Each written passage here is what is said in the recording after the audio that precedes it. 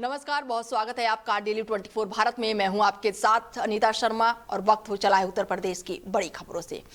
लखनऊ में लगातार पतंग की डोर से हो रहे हादसों को देखते हुए पुलिस ने सख्ती शुरू कर दी है।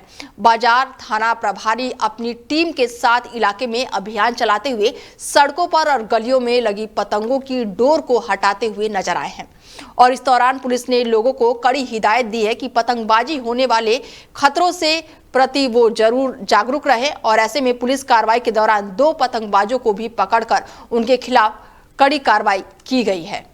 तो वहीं लखनऊ में पतंगबाजी के दौरान जानलेवा माझे के इस्तेमाल पर रोक लगने के लिए पुलिस जो है वो पूरी तरह से सख्त हो चुकी है और इसको रोकने के लिए पुलिस लगातार सख्त अभियान भी अब शुरू कर चुकी है। और इसी क्रम में पुलिस ने ड्रोन की मदद से इलाके में चेकिंग की है। अभियान के दौरान डीसीपी पश्चिम समेत अन्य पुलिस अधिकारी मौके पर मौजूद रहे। पुलिस का कहना है कि जानलेवे माझे से हादसे लगातार बढ़ रहे हैं और जिसे देखते हुए पतंगबाजों के खिलाफ सख्त कार्रवाई अब की जाएगी। तो वहीं लखनऊ के केजेएमयू परिसर में बनी 5 मजारों को लेकर प्रशासन ने दूसरा नोटिस जारी कर दिया है। केजेएमयू प्रशासन की ओर से 22 जनवरी को जारी पहले नोटिस के जवाब में सिर्फ एक मजार कमेटी ने अपना पक्ष रखा था और इसके साथ ही अब इस मजार को लेकर दूसरा जो है वो नोटिस जारी हो चुका है। हालांकि शेष 5 मजार जो है वो कमेटियों की ओर से कोई भी जवाब नहीं दिया गया है और इसके बाद से प्रशासन ने सभी मजार कमेटियों को दोबारा से नोटिस जारी किया है। केजेएमयू प्रशासन ने स्पष्ट किया है कि सभी संबंधित कमेटियों को 28 फरवरी को कुल सचिव के समक्ष अपने जवाब प्रस्तुत करने होंगे। तो वहीं मैनपुरी में एक परिवार के लिए खुशियों का दिन मातम में बदल गया। थाना कोतवाली क्षेत्र के अंतर्गत बता दें कि अस्पताल में डॉक्टर और स्टाफ की कथित लापरवाही के कारण एक नवजात शिशु और उसकी मां की मौत का सनसनीखेज मामला सामने आया है। पीड़ित ने बताया कि उन्होंने अपनी पत्नी को डॉक्टर पूनम पाठक के पास भर्ती कराया था। बेटे का जन्म हुआ लेकिन अस्पताल प्रशासन ने शिशु और पत्नी की असहज हालत की जानकारी नहीं दी और तब पति ने बेटे को देखा तो वहां पर वो मृत अवस्था में था और पत्नी की हालत काफी गंभीर थी। अस्पताल प्रधान ने संतोषजनक जवाब न देते हुए उन्हें जिला अस्पताल रेफर कर दिया है। सैफई जिला अस्पताल में मृत घोषित होने के बाद से अंबिका सिंह को सैफई मेडिकल कॉलेज ले जाया गया, जहां डॉक्टरों ने उन्हें मृत घोषित कर दिया और बताया कि उनकी मृत्यु काफी समय पहले ही हो चुकी थी। 9 महीने की शाम को लेके गए थे 6 बजे जी। पूनम पाठक हॉस्पिटल फूलबाग के साथ। क्या बोला डॉक्टर ने? डॉक्टर से हमने बोला था कोई रिस्क मत लेना, अगर नॉर्मल हो सके तो करना, नहीं तो ऑपरेशन कराते हैं। जी। डॉक्टर ने चेकअप वगैरह किया, एडमिट कर दिया। रात के 11:30 बजे बेटा पैदा हुआ। सब सही थे कंडीशन? कंडीशन डॉक्टर ने बताई आगे बात ठीक है, बच्चे को ऑक्सीजन दे रहे हैं, ऑक्सीजन की दिक्कत हो रही है, लेकिन जब अंदर गए तो बच्चा मतलब डेड लेटा था, उसको ऑक्सीजन लगी। अच्छा। तो वह वाइफ का बीपी जो है बहुत ज़्यादा मतलब क्रिटिकल कंडीशन, एकदम मरणासन स्थिति में। डॉक्टर यहाँ से बात निकल गई, मतलब नहीं कैजुअलिटी तो नहीं हो गई थी। वहाँ से लेके यहाँ डिस्ट्रिक्ट हॉस्पिटल में जी डॉक्टर सेंगर मिले यहाँ पे, तो उन्होंने परामर्श दिया सैफई के लिए। यहाँ हॉस्पिटल से निकल नहीं पाए थे, यहाँ लागी गए तो सैफई तक एक्सपायर। तो वहीं मैनपुरी में ग्राम समाज की जमीन पर अवैध कब्जे का मामला जो है वो सामने आया है। आरोप है कि कश्मीर सिंह, सूरज सिंह और विद्याराम नामक व्यक्ति ने जमीन पर जबरन कब्जा किया है। पीड़ित किसान ने बताया कि जमीन जो है वो ग्राम सभा और राष्ट्रपति को दी गई थी, लेकिन भूमाफियों द्वारा इसे अवैध तरीके से हड़प लिया गया है। उन्होंने जिला अधिकारी को पत्र भेजकर मामले में कार्रवाई की गुहार लगाई। ग्रामीण मनोज ने भी डीएम से न्याय दिलाने की अपील की। डीएम ने मामले का संज्ञान लेते हुए जांच के आदेश दे दिए हैं। तहसील के राजस्व अधिकारी अब अवैध कब्जों की जांच कर रहे हैं और वहीं पर नायब तहसीलदार पर ग्रामीणों ने गलत रिपोर्ट तैयार करने के आरोप भी लगाए हैं। मामला है कि जो ग्राम सभा की जगह है उस पर कुछ लोग अवैध रूप से कब्जा कर रहे हैं और हमारे तहसील के नायब साहब जो है जबरदस्ती अपनी प्रतिष्ठा रख के उस पर जो है कब्जा करवा रहे हैं। तहसील किसनी है, ग्राम सभा महोली शमशेरगंज। नायब साहब कौन है? नायब साहब हैं पुष्पेंद्र जी। क्या कहते हैं? और ये कहते हैं कि मैं खड़े होके इस पे मतलब लेंटर डलवा देंगे, मतलब जो है मकान दीवारें बनवा दी है, बोले खड़े हो गए, इस पे हम लेंटर डलवा देंगे, कोई रोक पाए तो रोक ले, ये भले ही कितने भी ये भूमाफिया गलत है और इनका लेंटर डलवाएंगे हम। ये जमीन किसके नाम? ये जमीन कुछ राष्ट्रपति के नाम है, कुछ ऊसर दिखाई दे रहा है उसमें, कुछ अवैध तरीके से लोगों ने खतौनी पे दर्ज करवा ली है। 57 खा है नहीं, उसका 4256 नंबर है और उसको संकमणि भी गलत तरीके से करवा लिया है। जिलाधिकारी को शिकायत दी एक बार पहले, मतलब प्रधान जी भी शिकायत दे के गए थे और हम लोगों ने भी शिकायत दी थी, लेकिन उसका जो है वहां से गलत रिपोर्ट भेज दी गई है तहसील से। अच्छा, कौन लोग हैं जो भूमाफिया? जो वो गाँव के सूरज सिंह है, कश्मीर सिंह है, उनके लड़के हैं, एक सुधीर कुमार है। मामला है कि जो ग्राम सभा पर रात के अंधेरे में घरों में दबिश देकर सामान तोड़ने और महिलाओं के साथ मारपीट करने का आरोप लगा है। पीड़िता का कहना है कि आधा दर्जन घरों में पुलिस घुसकर बुरी तरह से तोड़फोड़ की है और बच्चों महिलाओं में डर और दहशत फैलाई। आरोप है कि पुलिस पुराने मुकदमे के बहाने परिवारों को बार बार परेशान करती है। महिलाओं ने इस मामले की शिकायत सीओ पूरनपुर से की है। फिलहाल पूरे मामले की जांच पड़ताल अब चालू है। दरअसल शेरपुर के मामलात हैं कुछ। वहाँ एक दरोगा जी हैं जो आए दिन मुस्लिम समाज को प्रताड़ना, मुझे ऐसा लगता है कि शासन प्रशासन ने उन्हें इसलिए लगा रखा है कि वो मुसलमानों को परेशान करें। वो मुसलमानों की औरतों को तक को टॉर्चर करते हैं। हम बहुत बार पहले भी मौखिक शिकायत कर चुके हैं प्रशासन से, लेकिन न जाने क्यों उसको इतनी जगह दे रखी है। वो जब चाहे रात के 2 बजे 3 बजे किसी घर में घुस जाए, औरतों को परेशान करे, औरतों को टॉर्चर करे, औरतों को गालियां दे। इस तरह की वारदातें हुई। अभी बहुत सारी मसूरात भी सीओ साहब से मुलाकात के लिए आई थी। सीओ साहब एक अच्छे व्यक्तित्व के मालिक है, इसलिए हमने बहुत प्यार मोहब्बत से उनसे बातचीत की है। तो उन्होंने हमें आश्वासन दिया है कि इस पर कार्रवाई होगी। हम कहना ये चाहते हैं कि अगर कहीं भी गौकशी हो रही है, आप उसका सबूत ढूंढो कि गौकश कौन है। गौकश हमारी नजर में दरिंदा है। हम किसी भी जालिम के पक्ष में नहीं है। हमने कल भी कहा था, हम आज भी बोल रहे हैं कि हमने हर दौर में जालिम को जालिम ही कहा है। तो गौकश है कोई तो उसे आप गिरफ्तार करो, जेल में भेजो, सजा हो से, फांसी हो से, हमें कोई लेना देना नहीं है। लेकिन इसका मतलब ये नहीं है कि आप किसी बेकसूर बेगुनाहों को जब चाहेंगे तब आप उठाएंगे, पकड़ेंगे। तो वहीं पीलीभीत में सिद्ध पिपलेश्वर नाथ महादेव मंदिर में तोड़फोड़ की कोशिश का मामला सामने आया है। जानकारी के अनुसार सुबह 11 से 12 बजे के बीच कुछ अज्ञात लोग मंदिर पहुंचे और खुद को नहर विभाग का कर्मचारी बताने लगे। ग्रामीणों के मौके पर पहुंचते ही आरोपी वहां से फरार हो गए। सूचना मिलने पर बजरंग दल के पदाधिकारी भी मौके पर पहुंचे। इंस्पेक्टर ने स्थिति को संभालते हुए मामले की जानकारी ली। तो वहीं पीलीभीत में एक अज्ञात वाहन की टक्कर से 2 मोटरसाइकिल सवार गंभीर रूप से घायल हो गए। टक्कर इतनी जोरदार थी कि सड़क पर खून बह गया और दोनों युवक वहीं पर तड़पते हुए नजर आए। हादसे के बाद से मौके पर अफरा तफरी मच गई और वहां पर लोगों की भीड़ जमा हो गई। सूचना मिलने पर पुलिस जो है तुरंत मौके पर पहुंची और दोनों घायलों को इलाज के लिए अस्पताल में भर्ती कराया गया। तो वहीं पीलीभीत में नेपाली बस और ट्रक की भीषण टक्कर में कई यात्रियों घायल बताए जा रहे हैं, जबकि एक मासूम की मौत हो गई है। जानकारी के अनुसार चालक ने आवारा पशुओं को बचाने के प्रयास में बस पर नियंत्रण खो दिया, जिससे बस और ट्रक पलट गए। टक्कर के बाद कई यात्री बस में फंस गए, जिन्हें पुलिस ने शीशा तोड़कर सुरक्षित बाहर निकाला। घायलों को तुरंत अस्पताल में भर्ती कराया गया, जबकि गंभीर रूप से घायल यात्रियों को जिला अस्पताल रेफर किया गया है। तो वहीं संभल में 20 वर्षीय अजय कुमार का शव घर के बरामदे में पंखे से फांसी के फंदे पर लटका हुआ मिला। घटना से गांव में सनसनी फैल गई है। मृतक के बड़े भाई और बहन ने कुछ गांव वालों पर हत्या कर शव लटकाने का आरोप लगाया है। घटना की सूचना लगभग 5 घंटे बाद पुलिस को दी गई। पुलिस पूरे मामले की अब जांच पड़ताल में जुटी हुई है।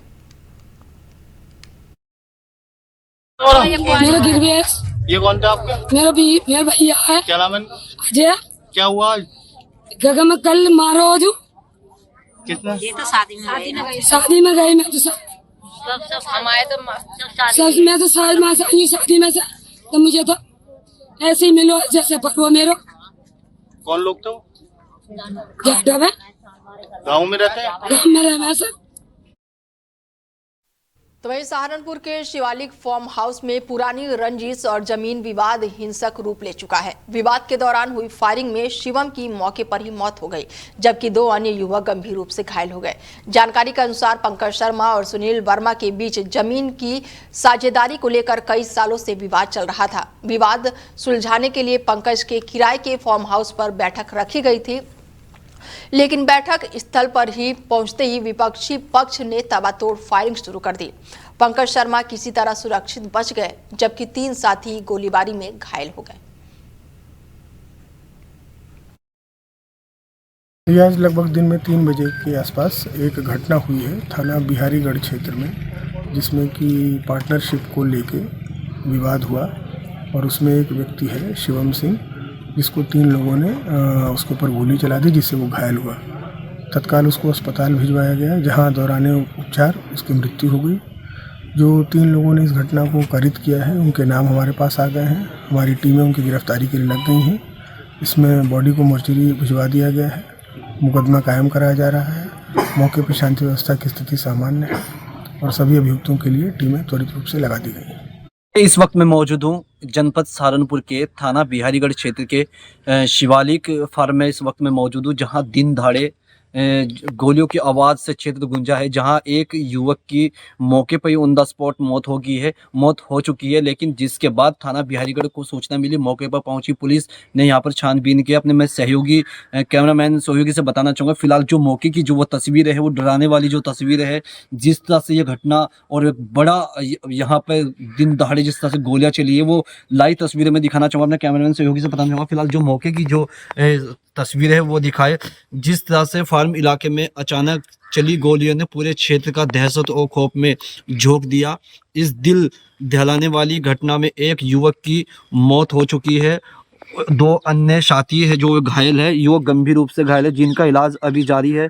दिन दहाड़े हुई इस फायरिंग से इलाके में अफरा तफरी मच गई। लोग जान बचाने के लिए इधर से उधर भागते नजर आए और कुछ ही पलों में शांत इलाका गोलियों की गूंज से सहम उठा। घटना की सूचना मिलते ही थाना बिहारीगढ़ पुलिस तत्काल मौके पर पहुंची और हालात को संभालते हुए जांच प्रक्रिया शुरू कर दी। पुलिस प्रशासन और मौके पर मौजूद है। घटनास्थल से जुड़े हुए हर पहलू को बारीकी से खंगाला जा रहा है। पुलिस फायरिंग के कारण घटना के क्रम और हमलावरों की पहचान को लेकर गहनता से छानबीन कर रही है, पूछताछ की जा रही है, सबूत जुटाए जा रहे हैं। इस घटना से आसपास के लोगों में भय और असुरक्षा का माहौल बना हुआ है। मामले की गंभीरता को देखते हुए पुलिस हर एंगल से जांच में जुटी है। फिलहाल पुलिस अधिकारियों की ओर से आधिकारिक पुष्टि और विस्तृत जानकारी का इंतजार किया जा रहा है। जिस तरह से यहाँ पर कैमरामैन सहयोगी ने जो फिलहाल जो मौके की जो लाइव तस्वीरें देखी है, ये वो सुनसान इलाका है जहाँ दिन दहाड़े जो है गोलियों से ये एरिया छन्नी हो चुका, जिसमें एक लड़के शुभम की मौके पर ही मौत हो गई है। 2 जो अन्य साथी है वो भी घायल है। आपको बता दें, पुलिस हर एंगल से इसमें जांच कर रही है और उन पर दबिश दी जा रही है। जल्दी जो है आरोपी शलाकों के पीछे होंगे। अपने सहयोगी हिमांशु के साथ सुनील जायसवाल, डेली 24 न्यूज़ सहारनपुर। पहुंचे मुख्यमंत्री योगी आदित्यनाथ ने तपोधाम आश्रम में आयोजित कार्यक्रम में नवनिर्मित भवन का लोकार्पण किया और वहां पर उपस्थित लोगों को वासुदेव कुटुंबकम का संदेश दिया। अपने संबोधन में मुख्यमंत्री ने कहा कि भारत की पहचान उसकी प्राचीन सांस्कृतिक और आध्यात्मिक परंपराओं से है, जिन्हें पुनः स्थापित करने की आवश्यकता है। उन्होंने कहा कि लंबे समय तक जाति और धर्म के नाम पर देश में बंटवारा हुआ, जिससे विकास प्रभावित हुआ। मुख्यमंत्री ने पीएम मोदी के नेतृत्व में पिछले 11 सालों में देश की तेज प्रगति का जिक्र करते हुए कहा कि भारत आज वैश्विक मंच पर मजबूत होकर उभर रहा है। अपनी परंपरा का, अपनी विरासत को अक्षुण्ण बनाए रखने के उस कार्य के साथ जुटी हुई है। यह एक अभिनंदनीय प्रयास है। बहनों और भाइयों, हिंगलाज देवी का स्तंभ और गोरख होना ये पश्चिमी भारत का, जो हमारा बृहत्तर भारत, वहां का एक प्रमुख शक्तिपीठ है। जैसे पूर्वी भारत में असम में कामाख्या शक्तिपीठ का महत्व है, ऐसे ही पश्चिमी भारत में हिंगलाज देवी की धाम का महत्व था। आज भी जाते हैं, बड़ी श्रद्धा के साथ जाते हैं, लेकिन दुर्भाग्य से पाकिस्तान में स्थान जाने के कारण शेष भारत के भक्तजनों को वहां जाने का सौभाग्य नहीं प्राप्त होता है। बहुत कम मात्रा में लोग जा पाते हैं, लेकिन हिंगलाज देवी एक शक्तिपीठ अपनी परंपरा का।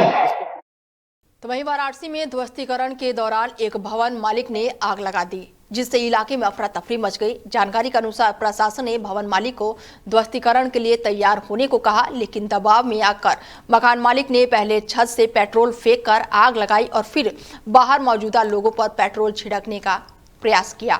आग फैलने से आसपास के लोग इधर उधर भागने लगे और पुलिस प्रशासन की स्थिति को नियंत्रण करने में लग गई। पुलिस बल और प्रशासन ने तुरंत ही मौके पर पहुंचकर सुरक्षा के व्यापक इंतजाम किए और आग पर काबू पाया।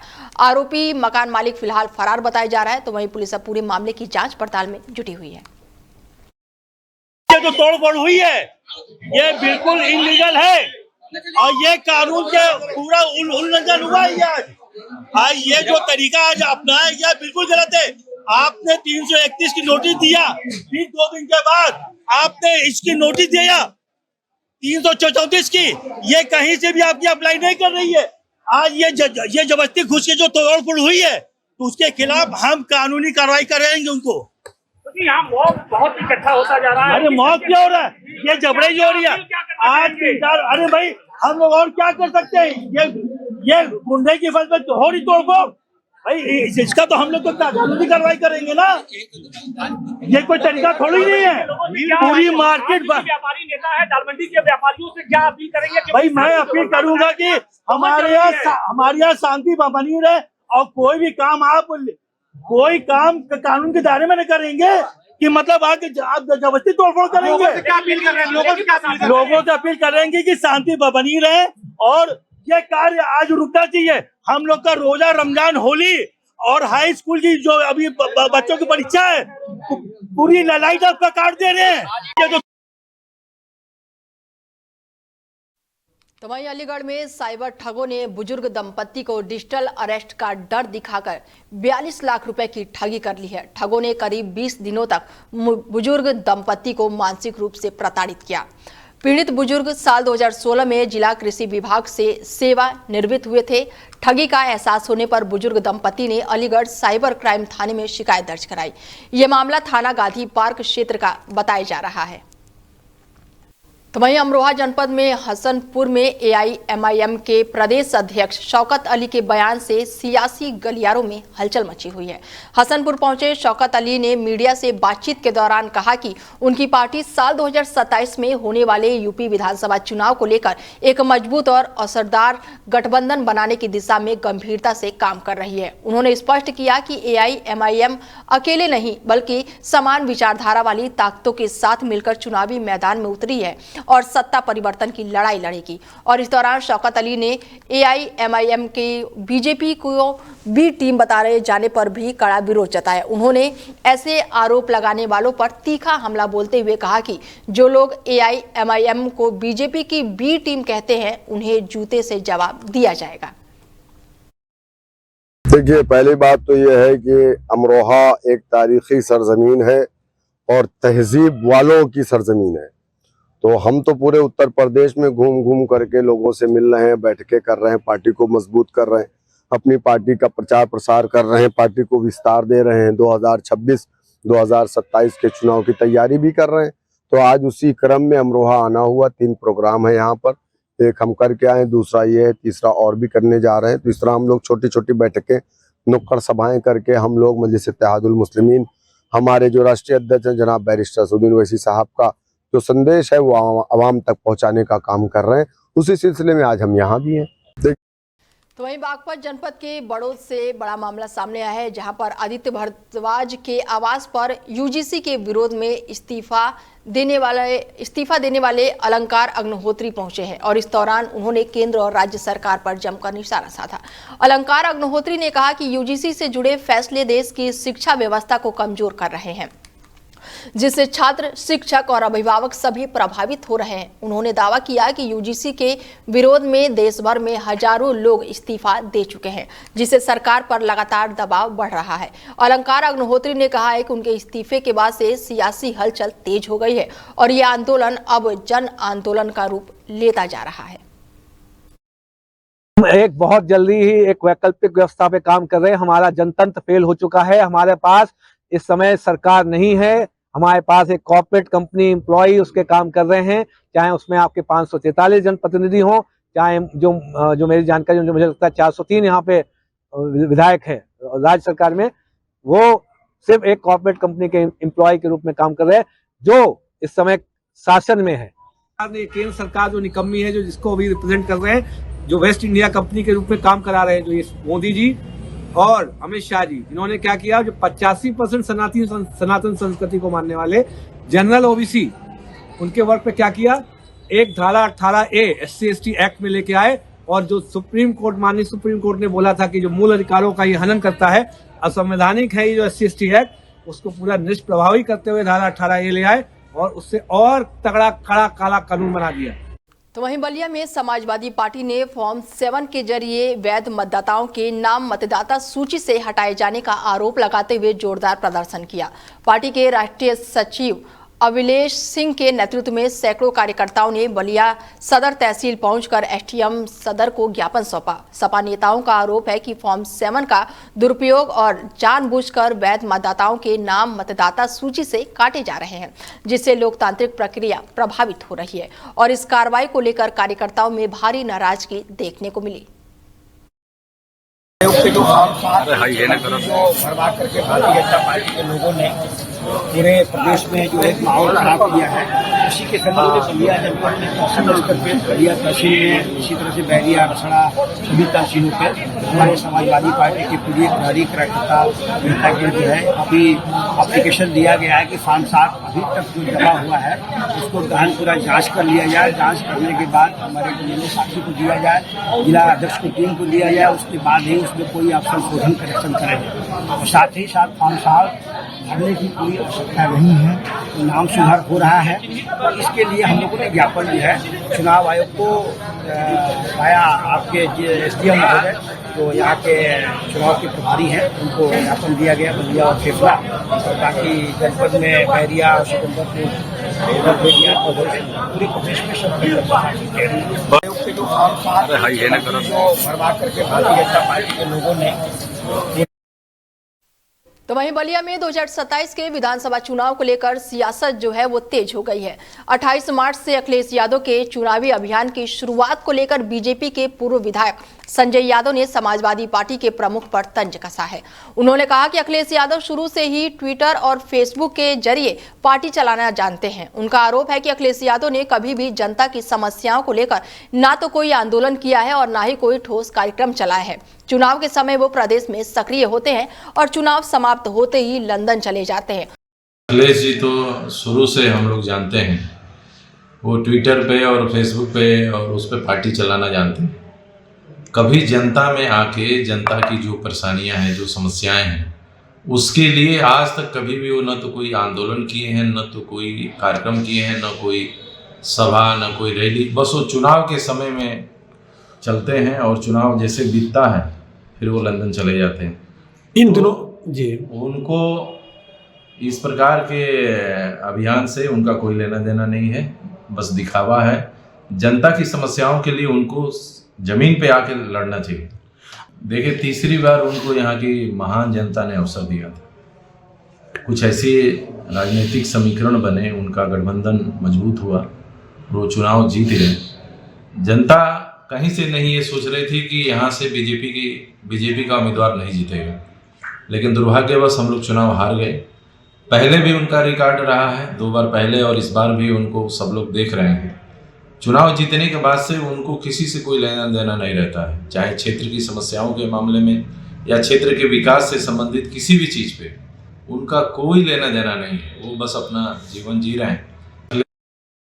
तो वहीं कुशीनगर में मानकों को दरकिनार कर उत्तर प्रदेश से बिहार में पेट्रोल और डीजल की खुलेआम तस्करी की जा रही है। आरोप है कि प्रतिदिन 1 से 2000 लीटर तक डीजल और गैलनों में 50 से 100 लीटर तक पेट्रोल की अवैध आपूर्ति हो रही है। नियमों को ताक पर रखकर पेट्रोल पंपों से सीधे बिहार के लिए पेट्रोल और डीजल भेजा जा रहा है। खबरों की माने तो जिम्मेदार अधिकारियों की मौन स्वीकृति के चलते ये तस्करी लगातार जारी है। हैरानी की बात यह है कि बिना किसी फायर सेफ्टी उपकरण के ज्वलनशील पदार्थ की लगातार सप्लाई हो रही है। पेट्रोल डिब्बे में नहीं जा सकता है। पेट्रोल जिस व्हीकल में भराना है उस व्हीकल में जाएगा, जितना आएगा उतना जाएगा। डीजल अगर किसी के पास टैंकर का लाइसेंस है तो वो उसमें ले जाएगा, अगर टैंकर का लाइसेंस नहीं है तो उसमें नहीं ले जाएगा। वह उतना ही स्टोर कर सकता है जितनी गाड़ी उसके पास है। एक गाड़ी के सापेक्ष 200 से 250 लीटर, 4 पहिया गाड़ी, ट्रैक्टर ट्राली या ट्रक इस तरह का है तो 200 से 250 लीटर प्रति गाड़ी के हिसाब से, या आटा चक्की हो, इतना स्टोर कर सकता है, इससे ज्यादा स्टोर नहीं। फिलहाल बुलेटिन में मेरे साथ इतना ही। दीजिए इजाजत, नमस्कार।